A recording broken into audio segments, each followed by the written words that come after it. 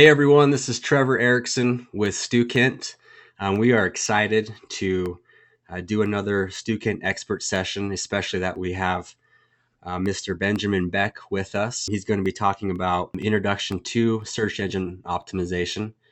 He and I had a chance to go over his slides the other day, and you guys are definitely in for a treat. Ben comes to us from the state of Utah, where he's an online marketing consultant, and he specializes in helping startups, charities, and small businesses find and grow success online. Ben and I actually go way back to our college days at Brigham Young University, Idaho, where he was pretty much the rock star online marketing guy on campus. Cool guy to be around. He founded a group there, an organization called SECA, stands for Student E-commerce Association. And before this organization was started, there wasn't an online marketing class or course taught there. After Ben started this, BYU Idaho implemented what is now their online marketing course. So that's pretty cool. It was fun to be a part of that with Ben. And without further ado, I'm going to turn the time over to Ben and his slides today for us. So Ben, there you go.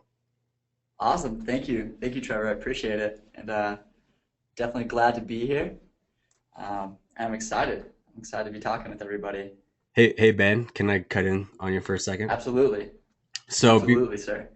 before we go on, I want to make it clear at any time you guys can just chat in your questions on the right hand side of the panel. There's a chat box, and you can type in a question for Ben. And at the end, Ben will go over all the questions and answer them for you. And also, we're doing a giveaway as well. So stay tuned because you might be the lucky winner of a Stukent swag bag. So anyway, sorry for the interruption, Ben. No, that's awesome. That's definitely, I want people to know that throughout the presentation.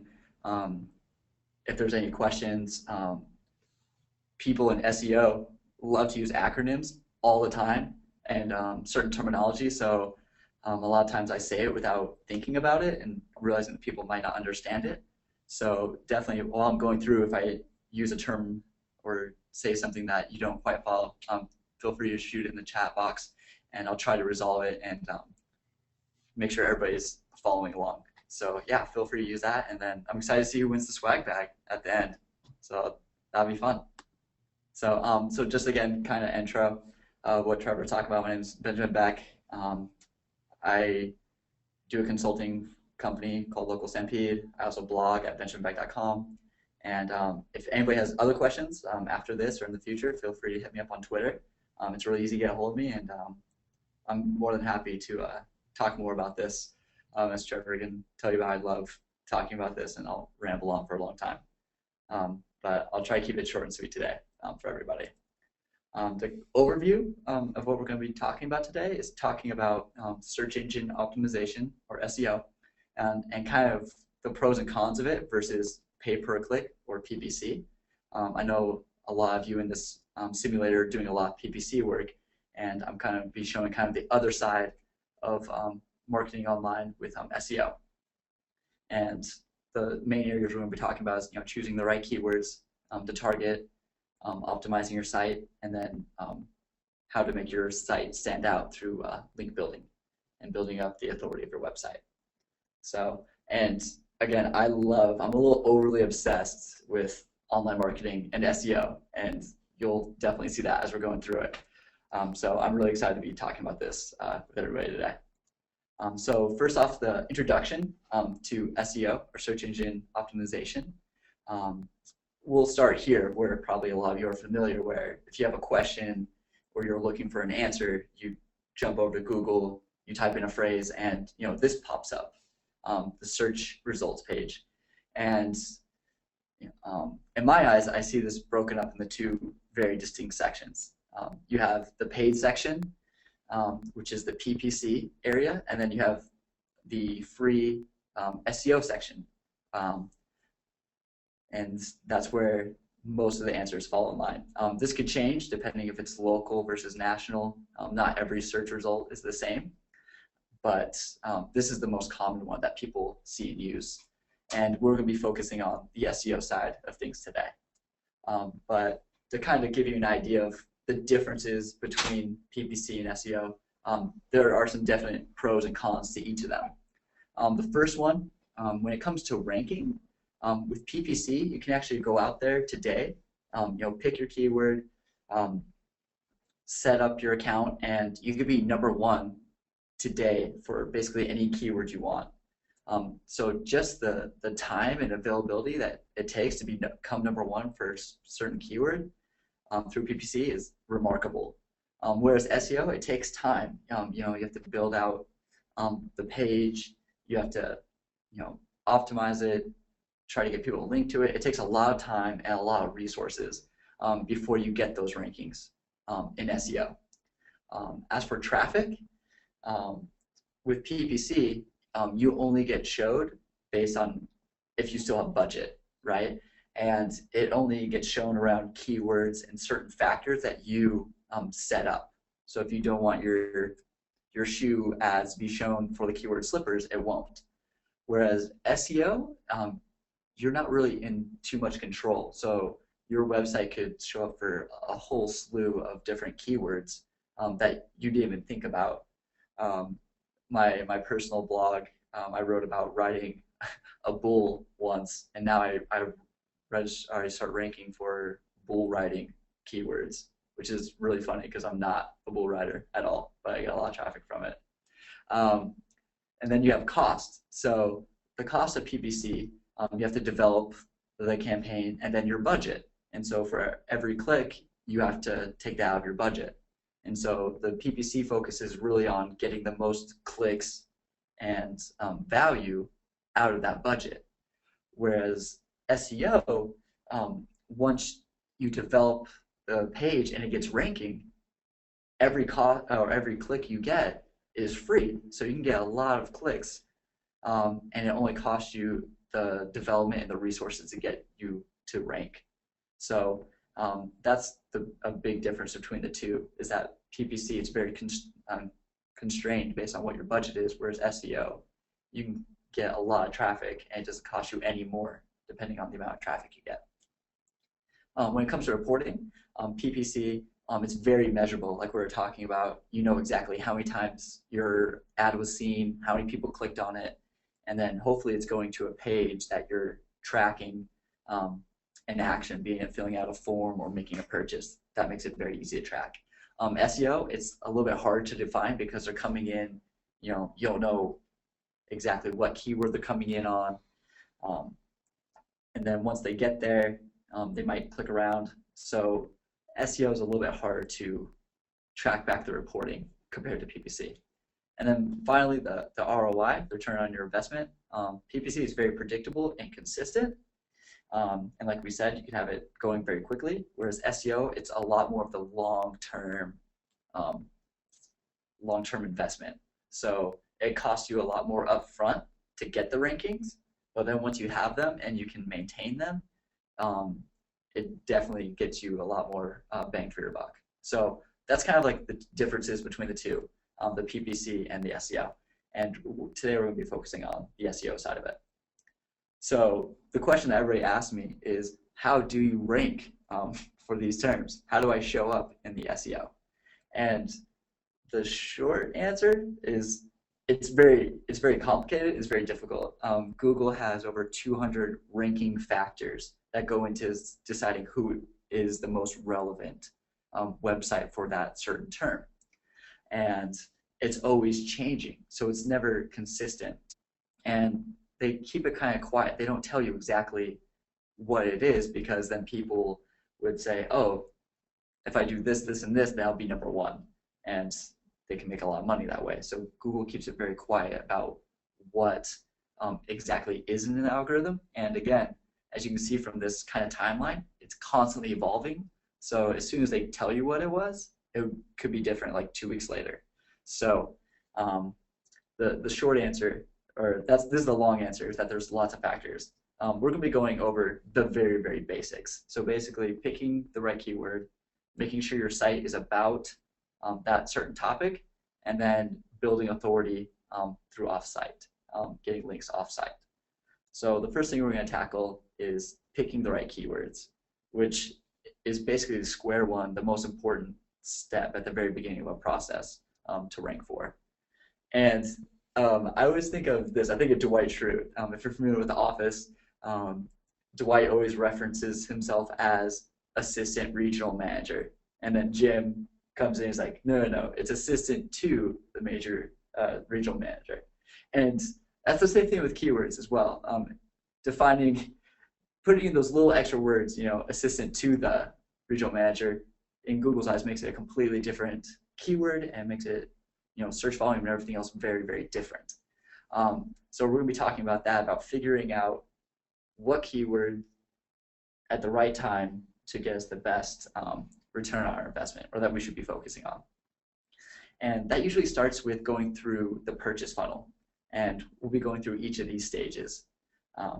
So at first, kind of the discovery stage, they don't know exactly what even the right question is.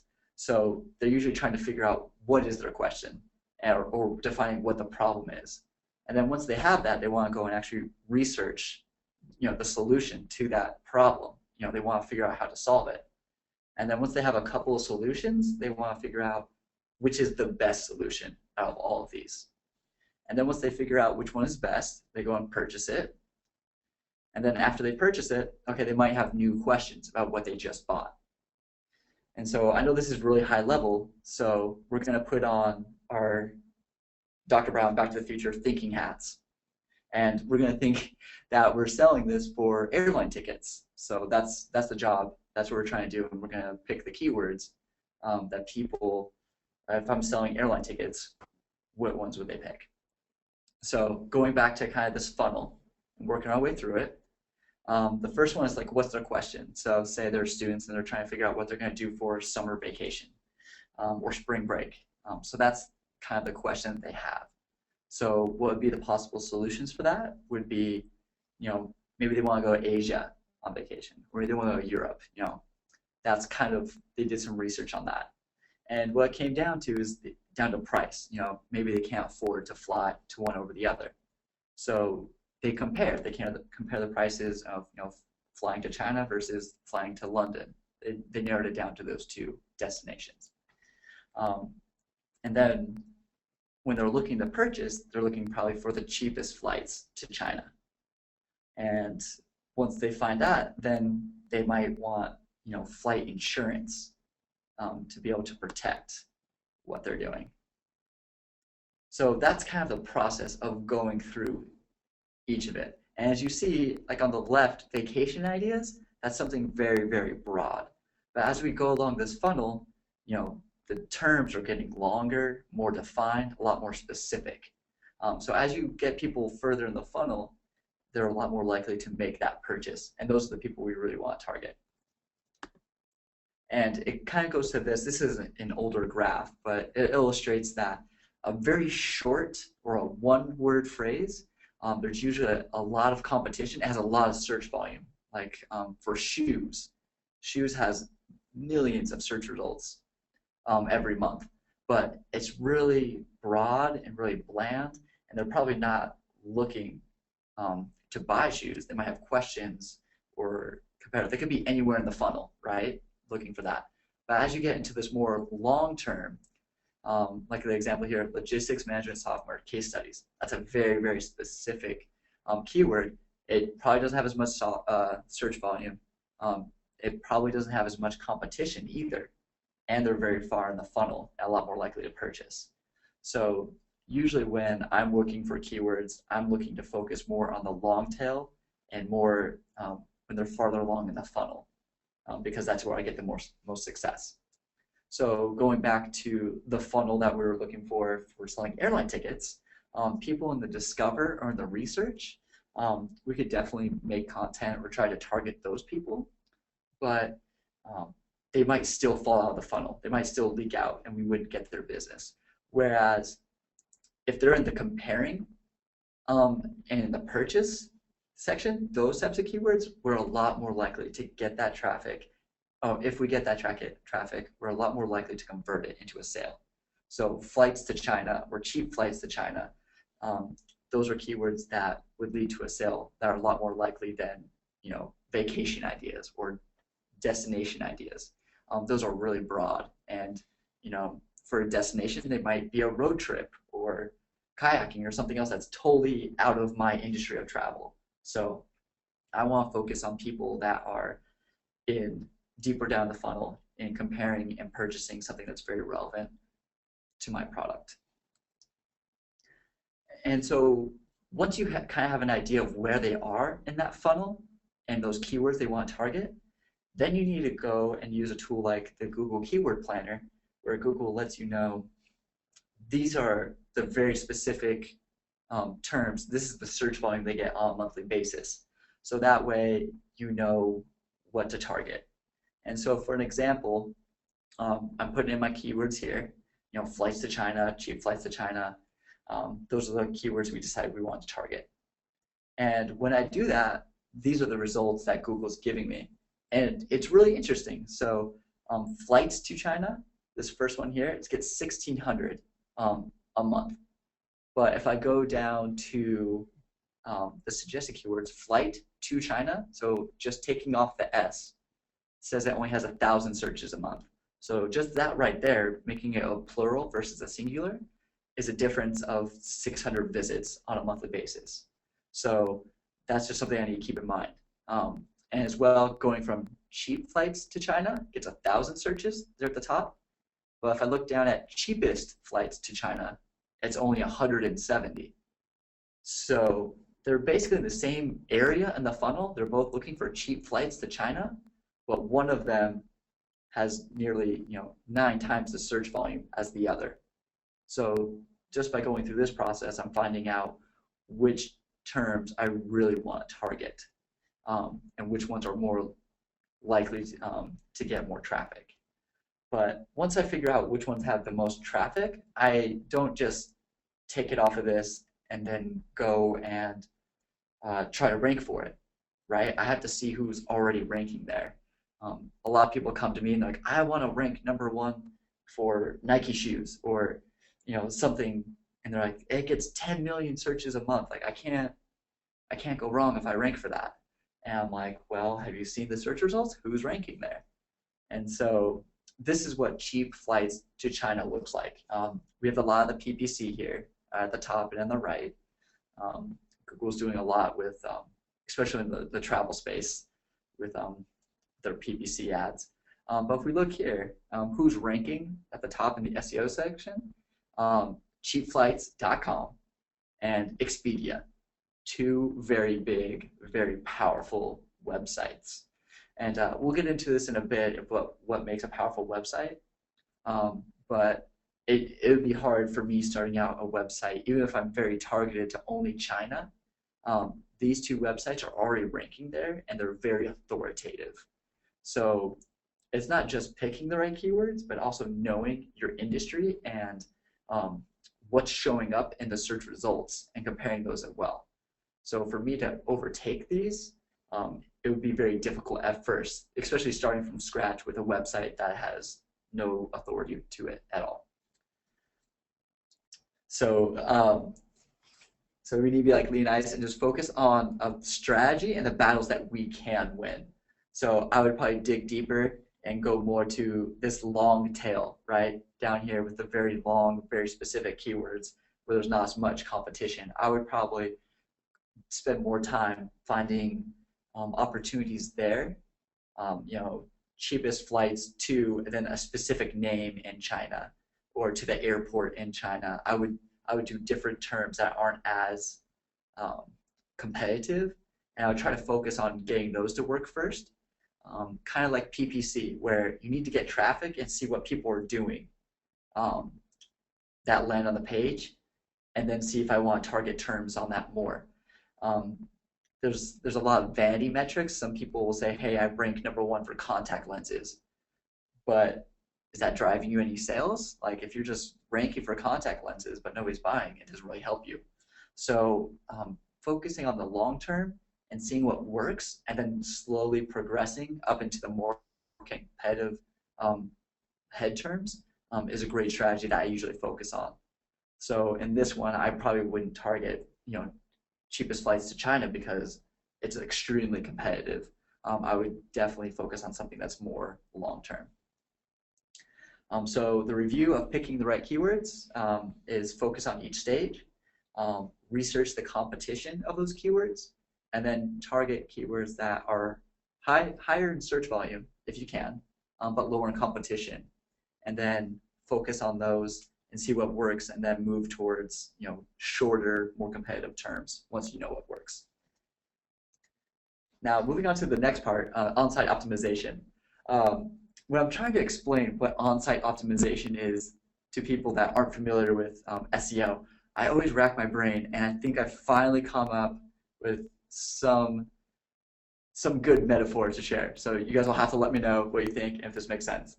But when I think of on-site optimization, I kind of think if I were a search engine, if I was Google, I was crawling the web, and I came across your site, and your site looked like this, I just wouldn't know what to think, right? Like, I come here, it's definitely got my attention, but what is this about? Is this about Halloween costumes? Is it about unicorns? Is it like awkward high school senior photos? Or just awkward family photos? Like, what is this about? I don't really know. And I think, it happens a lot with Google when they come across a website and it's mostly images, or it's a ton of content, but it's not very specific at all. So our job is to help them understand what the page is about. So this is just an example that the people over at Moz put together of a website if they wanted to rank for the term chocolate donuts. You have your title tag at the top, as it's this page is about chocolate donuts, and then their headline is talking about chocolate donuts from this bakery, and then throughout the content they're talking about that keyword. Now, it's not too repetitive. They're breaking it up. They're using plurals. I think they could have talked about other things. They could use other synonyms as well in there, but this is an example of what you could do to optimize your site. So when the search engines come and they see your site, they're like, okay, I understand what this is about. Throughout the hierarchy of this page, from the top all the way to the bottom, in all these different places, it's talking about this specific keyword. And so using my amazing graphic design skills, I did the same thing for if we were trying to target cheap flights to China. So up in the title, in the headline, throughout the page URL at the bottom, I made a fictitious website, chinacheapflights.com. So I basically made my own website, and this is how I could potentially optimize on-site for that.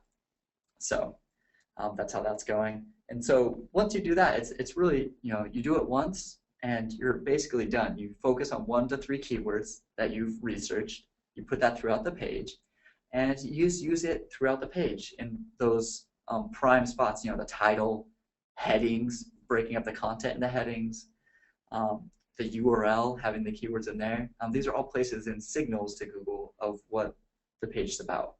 And then also, don't be a robot and just use the same word or the same phrase over and over and over. Use variations, use plurals, use synonyms, and that will help give the search engines a better knowledge that, okay, it's about all these different things around this topic, and that'll help it rank as well. So I hope the unicorn picture wasn't too distracting, but helps you kind of understand that's our way to help communicate to the search engines of what the page and the site is about. And then lastly, going back to building the authority of your site, is link building. And this is things that is off-site, so it's a little bit more out of your control. And the reason why it's important is there's copycats out there, or in this picture, there's a cat on a copying machine. But anyways, up until this point, anybody can go out there and they can build a website. They can target the same keywords as you. They can optimize their web page the same as you. There's no way to really distinguish, who's the best. And so on Google, when you only have 10 results, you have to, rank them 1 through 10, who's the best.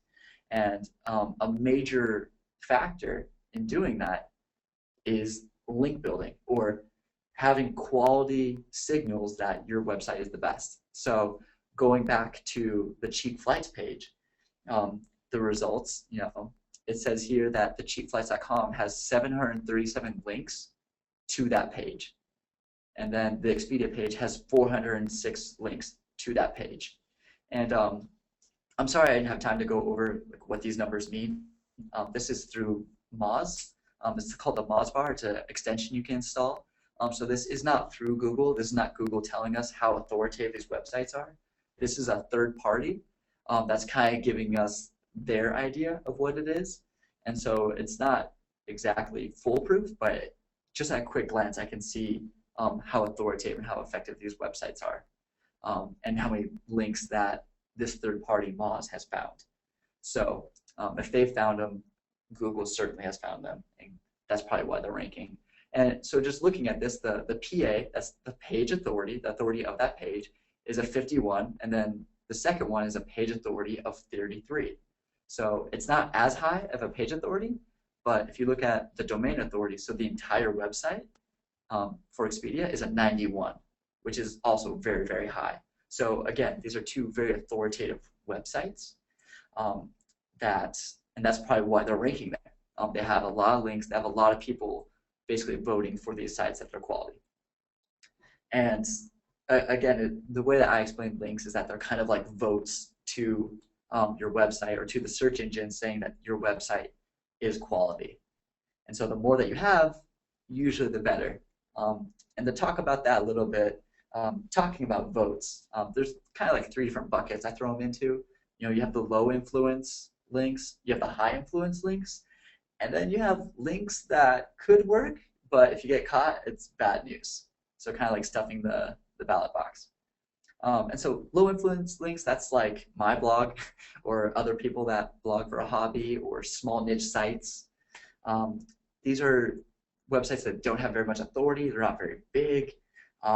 So a link from them might be like just one person casting their vote, right? It's not a huge signal to the search engines like, oh, you got a link from Benjamin Beck's blog. It's not that big of a deal versus if you got somebody from a high value site. So if you got a link from like CNN, or if you're doing a flight or travel, if you get a link from like the FAA.gov, that's a really authoritative one. Or if you get links from like a college site, like this is an aeronautical flying college or something I found really quickly. So getting links from these have a lot more value and a lot more authority and would help you more, especially if they're on topic of what you're talking about. Those will help you more than just 1 or 2 blogs from your friends, Blogspot blogs or WordPress blogs. And then lastly, there's like the dangerous links. So I hope you don't take my presentation as, oh, as long as I just get tons and tons of links, I'm fine. Because that can actually hurt your blog in the long term. If you go to a site like Fiverr.com, which is amazing, $5, it's amazing what you can buy there for $5. But spammy links for $5 where they'll send 1,000 links to your website, they're not quality, they're really spammy, they might be from hack sites. And then Google's like, wait, they had 5 links last month and now this month they have 2,000 links. That's not right, and they're all from spammy websites. This is probably a spammy site. We should, not rank them as highly. So definitely focus on getting links from quality, relevant places within your niche. And so looking at cheap flights backlinks, I see that they have a link from the Seattle Times, from Huffington Post. There's one called RefDesk, but it's in the file travel. So these are all very authoritative websites, and they're all linking to them about travel or about cheap flights. So that's a very good indicator. That's probably what's helping them to rank so well for cheap flights to China. So if you need to figure out how to get high quality links, this link here at Point Blank SEO, he has a complete list of tons and tons of strategies and how long it takes to do them and how effective they are. So I would definitely send you to go there and check out those strategies if you have questions or if you want to find out more strategies.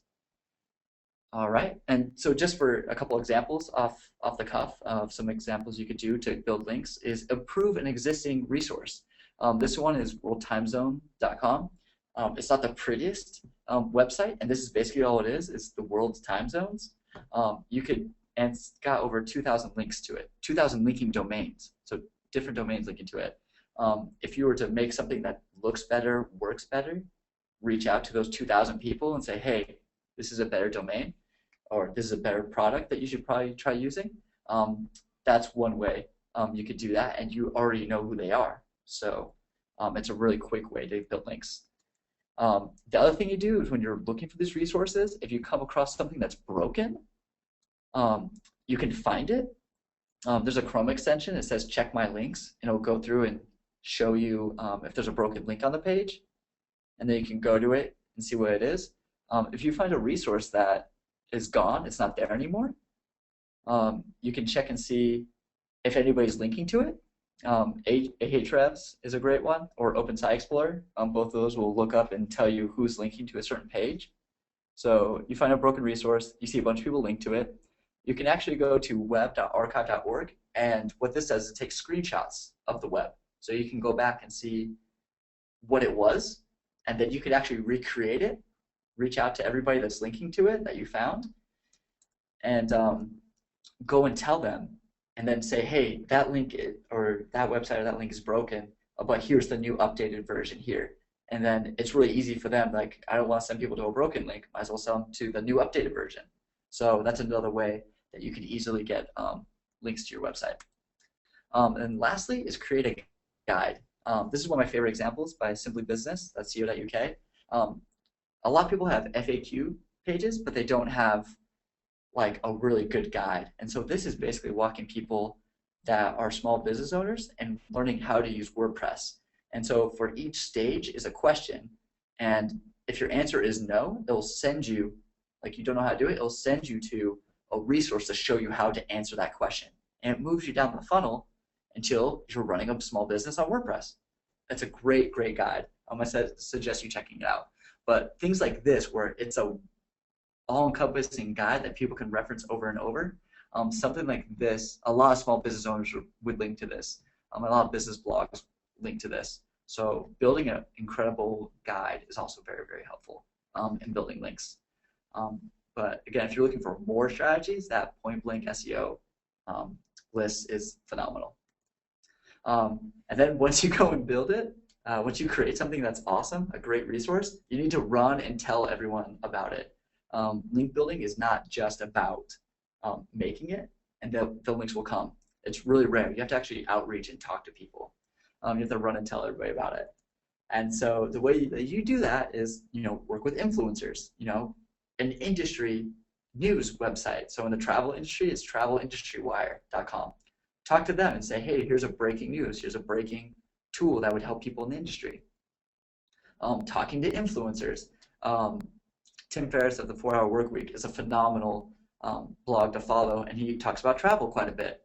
If I had a resource that would help his readers about traveling more efficiently or saving money, I would work with him and see if he would maybe let me post an article or mention it on his blog. So working with influencers. And then organizations. So this Adventure Travel.biz is like a traveling organization or association. So working with them as well and seeing how you can work with them and what kind of content are they looking for. So these are the places that you could try to place the content once it's already created. If you haven't built something or rebuild something that people are linking to already. So to review link building, links help build your site's authority to rank higher in the search engines. I should probably change that to quality links to your site. But focus on building something that's link worthy instead of to build links. Focus on building something that people want to talk about and share. And then reach out to people that can help you share it and talk about it. And by doing that, then the links will come and it will help you to build a more authoritative site and be successful. So that's my suggestion for that. If you want to learn more about SEO, moz.com is a phenomenal resource. They have a great beginner's guide to SEO. Quicksprout also has great videos and guides on how to do online marketing. They're phenomenal. If you want to learn more about how to do link building particularly, I'm working on a book right now. You can go there and sign up to get email alerts about it. Should be coming out here soon. But yeah, those are 3 great places to learn about online marketing and SEO in particular. And that's it for now. If you have questions or want to keep up with me, benjaminbeck.com. I'm usually blogging there. You can hit me up on Twitter, or there's my email there as well. If you want to email me questions, but Twitter's usually the best way. And now I think I'm gonna jump over here into the questions. I'm gonna start jumping in and tackling those. I wasn't paying attention to those before, so hopefully these aren't too past time. So the first one, how long will it take me to rank my site on a long tail keyword? Ooh, so going back to that, ranking a keyword, first off, it doesn't matter so much on how long the keyword is, it's how competitive the landscape around that keyword is. So the cheap flights to China is extremely competitive, but cheap flights to, I don't even know any Chinese names, but to like a very specific city would be less competitive. So it's really difficult to say exactly how long it would take, because 1, you need to know how competitive the landscape is. 2, what are you doing? Did you make a press release or do something that got a lot of attention in the media, and now they're all linking to you? But typically, if it's not a very competitive, if Wikipedia is ranking #1 or eHow or something that's kind of not too difficult to beat, or it's a website that has like a domain authority of like 30, that's usually pretty easy to beat, especially if you're focusing on a very specific keyword. Just by building the site and doing some on-site optimization, you could probably usually rank that within a couple of months. But again, it really just depends on the landscape of it and then what you're doing to build up the authority of your website as well. So if you have a specific example, or if you do, hit me up on Twitter and I can look into it more and give you more of a timeline. Okay, what programs do you suggest a newbie use to research competitors online? Good question. So if you go to Open Site Explorer, let's see, jump back a few slides here. So this is Open Site Explorer.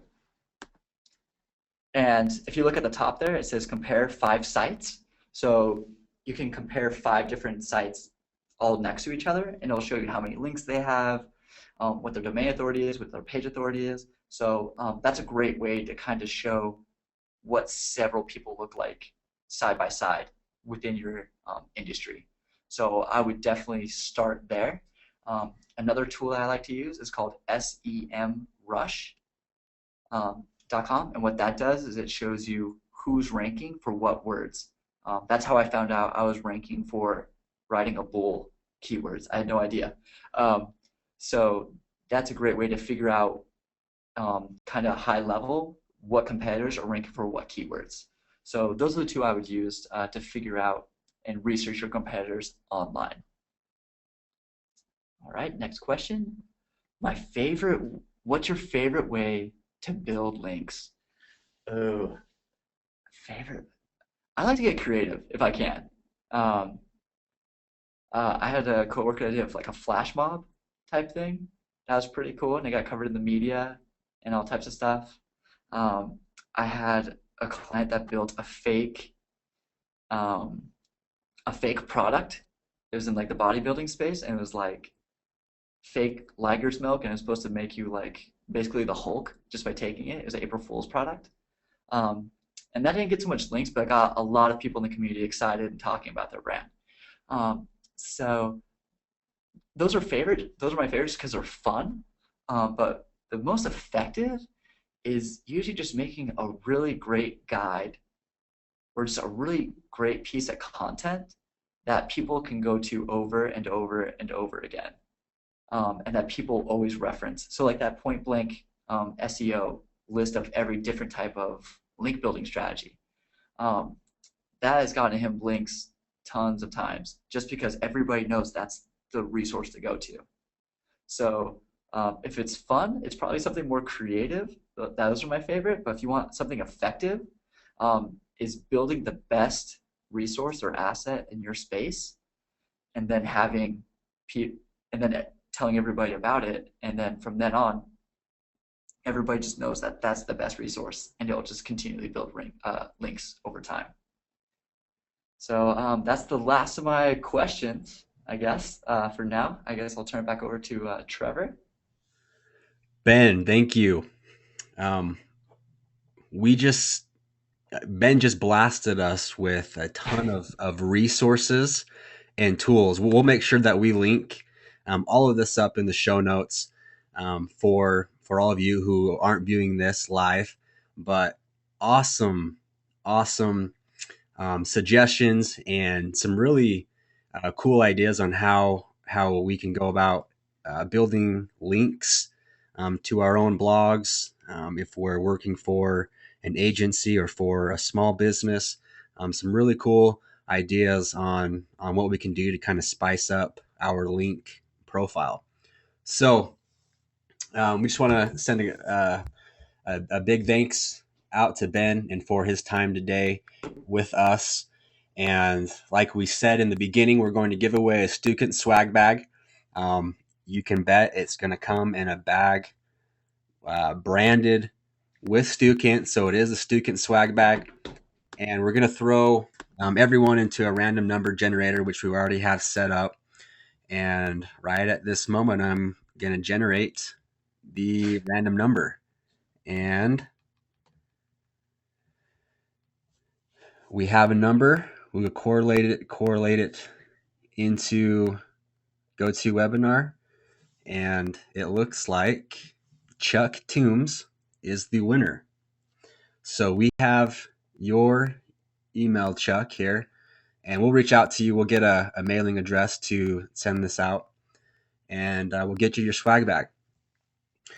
Anyways, we thank everyone for tuning in. Next week, we have Don Sturgill, who will be addressing the kind of controversial topic of guest blogging. It's kind of hit the news recently with Google and some pros and cons and do's and don'ts of what to do and how to handle that going forward. And Don's going to address that. So we appreciate your time spent with us today, and hopefully we see you again next week.